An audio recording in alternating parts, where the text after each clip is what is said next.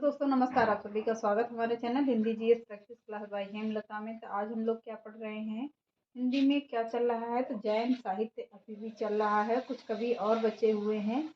तो चलिए आज इनको ख़त्म कर देते हैं और एक एक टॉपिक को क्लियर करते हुए चल रहे हैं। उसके बाद कोई नया टॉपिक स्टार्ट करेंगे। इसी के आगे का पोर्शन कहाँ से हिंदी का विकास हुआ है। अब इसके बाद तो चलिए देखते हैं आदिकालीन लौकिक साहित्य। हेडिंग डाल लीजिए, आदिकालीन लौकिक साहित्य। लोक साधारण आदमी पॉइंट करके लिखिएगा। इसमें क्या लौकिक का अर्थ क्या होता है। लौकिक का अर्थ क्या होगा, लोक लोक या साधारण आदमी होता है। लौकिक का अर्थ होता है क्या, लोक या साधारण आदमी। फिर इसमें क्या कहता है, समाज रासो ग्रंथ और भक्ति साहित्य से, समाज रासो ग्रंथ और भक्ति साहित्य से अलग जो रचनाएं लिखी गई उन्हें क्या कहा गया, लौकिक साहित्य कहा गया। क्या कहा गया, लौकिक साहित्य कहा गया। समाज रासो ग्रंथ और भक्ति साहित्य में अलग जो रचनाएं लिखी गई उन्हें क्या कहा गया, लौकिक साहित्य या रचनाओं को क्या कहा गया, लौकिक साहित्य कहा गया। अब क्या कौन आते हैं, ढोला मारू रा दहा। ढोला का कौन है, चलिए देखते हैं। ढोला मारू रा दहा, यह कौन सी रचना है, तो यह 11वीं शताब्दी की रचना है। कब की रचना है, ढोला मारूदा दहा कब की रचना है, तो ये 11वीं शताब्दी की रचना है। दोहा क्या है ढोला का, दोहा कल्लोल नामक कवि ने इसकी रचना की। किसने, ढोला मारूरा दहा, इसकी रचना किसने की थी, तो कल्लोल नामक कवि ने इसकी रचना की थी। तथा 17वीं शताब्दी में कुशल रायवाचक में कुछ छंद जोड़कर इसका विस्तार किया। किसने किया था, उसमें किया था, तो कुशल रायवाचक में कुछ छंद जोड़कर इसका पूरा विस्तार किया था। नायक कौन थे, ढोला इन्हीं के नाम पर यह रचना पड़ी थी। नायक इसमें क्या थे, कौन थे, ढोला थे। नायिका कौन थी, मारवाड़ी थी। यह एक राजकुमारी थी। मारवाड़ी कौन थी, तो मारवाड़ी एक राजकुमारी थी। नोट करके लिखिएगा। डॉक्टर राम कुमार वर्मा ने इस कृति का समय कब बताया है, 16वीं शताब्दी माना है। किसने माना है, तो डॉक्टर राम कुमार वर्मा ने इस कृति की रचना का 16वीं शताब्दी में माना है। तथा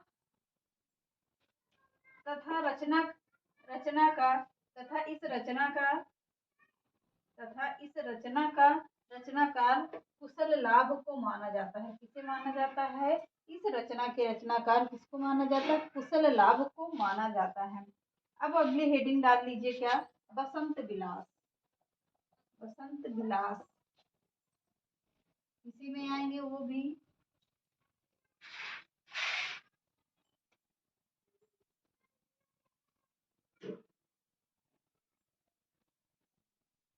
हेडिंग डाल लीजिए, बसंत विलास।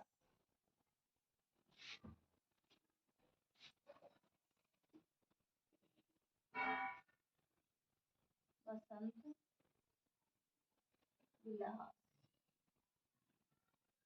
विलास हेडिंग डालिए। अब इसमें लिखिए, यह एक श्रृंगारिक रचना है।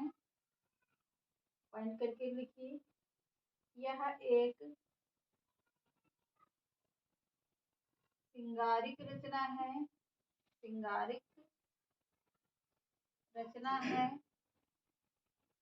कैसी रचना है बसंत विलास, तो यह एक श्रृंगारिक रचना है।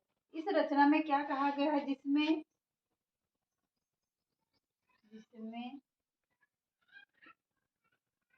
84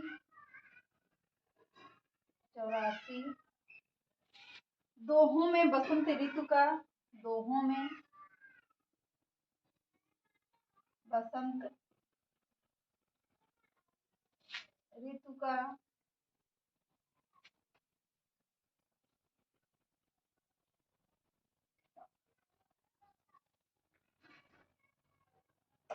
बसंत ऋतु का क्या किया गया है? बसंत ऋतु का स्त्रियों पर बसंत ऋतु का स्त्रियों पर क्या पड़ने वाला प्रभाव वर्णित है। स्त्रियों पर पड़ने वाला प्रभाव वर्णित है। किसका वर्णित है इसमें? बसंत विलास में। यह एक श्रृंगारिक रचना है जिसमें 84 दोहों में बसंत ऋतु का क्या स्त्रियों पर पड़ने वाला जो प्रभाव होता है उसका वर्णन किया गया है इसमें। तो क्या है? अगला पॉइंट लिखिए। इसमें प्रथम संपादक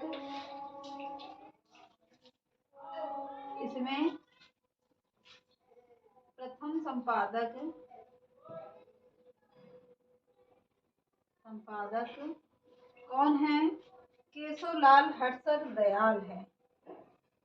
केशवलाल हर्ष दयाल है।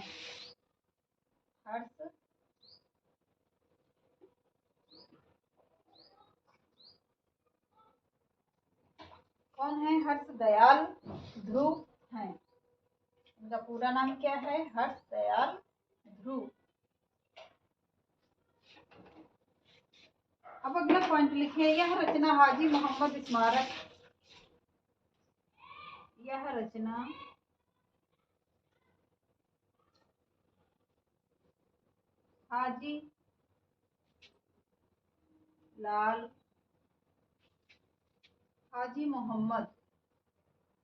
हाजी मोहम्मद कौन है? हाजी मोहम्मद स्मारक ग्रंथ कब की है ये?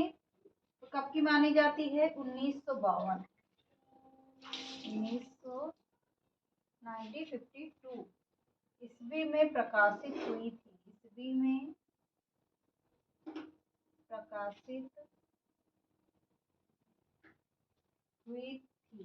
कब हुई?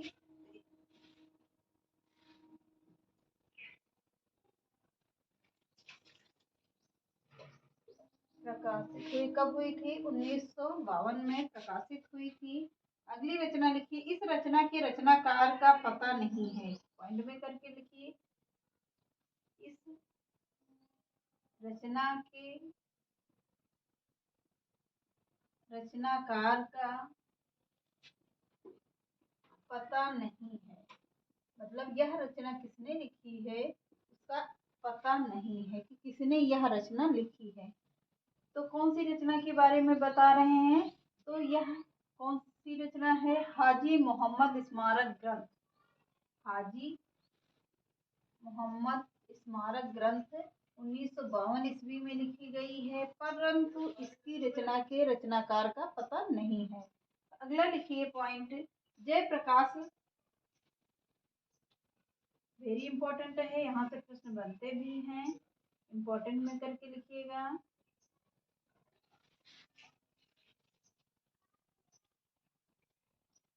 जयचंद्र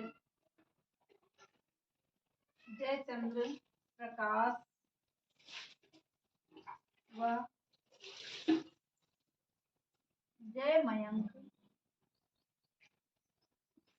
जयमयंक जस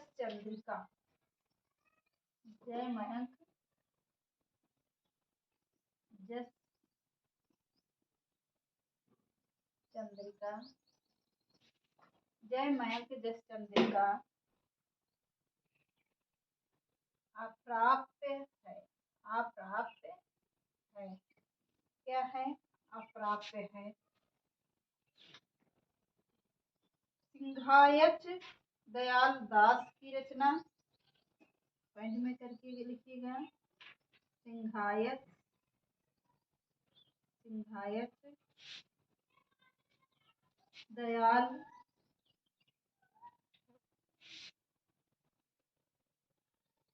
की रचना राठौर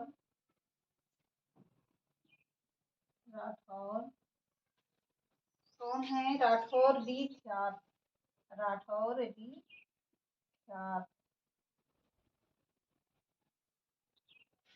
राठौर विख्यात में इन रचनाओं के कुछ पद उद्धृत हैं। में इन रचनाओं के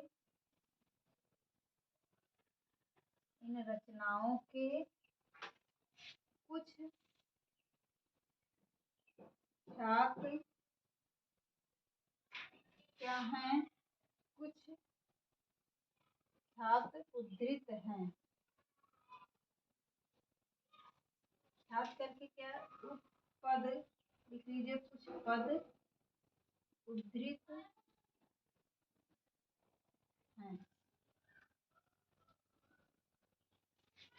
अब क्या होता है? अगला पॉइंट लिखिए। जयप्रकाश चंद्रिका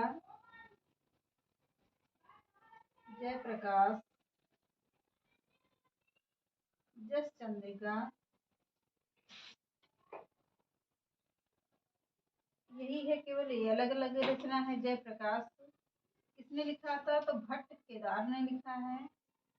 भट्ट केदार ने लिखा है। अगली क्या है? अगली कौन सी रचना है? जय मयंक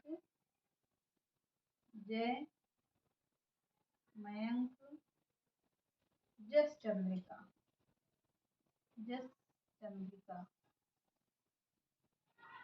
यह किसकी रचना है? यह मधुकर कवि की रचना है। मधुकर कवि की रचना है। जयप्रकाश किसकी रचना है? भट्ट केदार ने लिखा है। जय मयंक जस चंद्रिका किसकी रचना है? यह मधुकर कवि की रचना है। किसकी रचना है? तो मधुकर कवि की रचना है।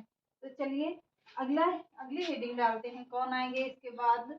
तो अमीर खुसरो। इसके बाद कौन आते हैं? अमीर खुसरो आते हैं।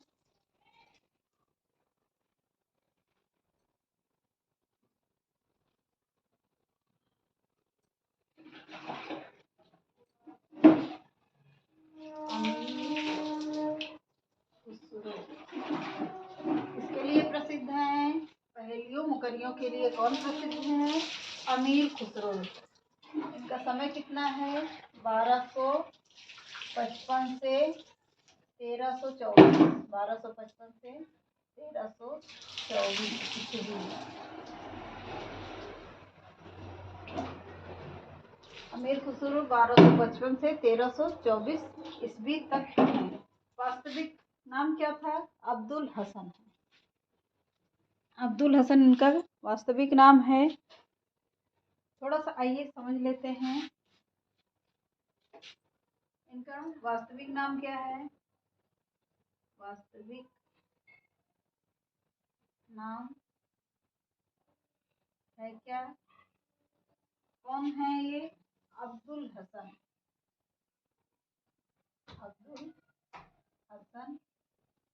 इनका वास्तविक नाम था अमीर खुसरो का। किसका? अमीर खुसरो का वास्तविक नाम है अब्दुल हसन। जन्म कहाँ हुआ था? जन्म कहाँ पर हुआ है? एटा जिले के पटियाली नामक गांव में हुआ है। एटा जिले के पटियाली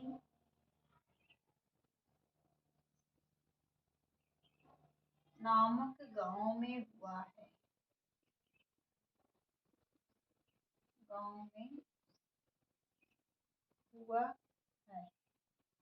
कहाँ पर हुआ है? तो एटा जिले के पटियाली नामक गांव में हुआ है।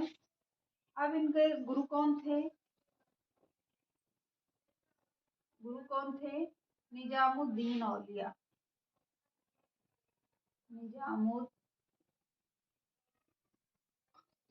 दीन औलिया।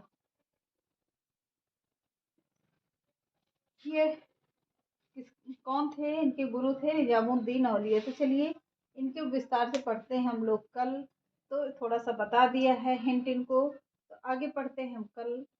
चलिए आज के सेशन को यहीं समाप्त करते हैं। चैनल पसंद आए तो लाइक करिए, सब्सक्राइब करिए, ज़्यादा से ज़्यादा लोगों को शेयर करिए। नमस्कार।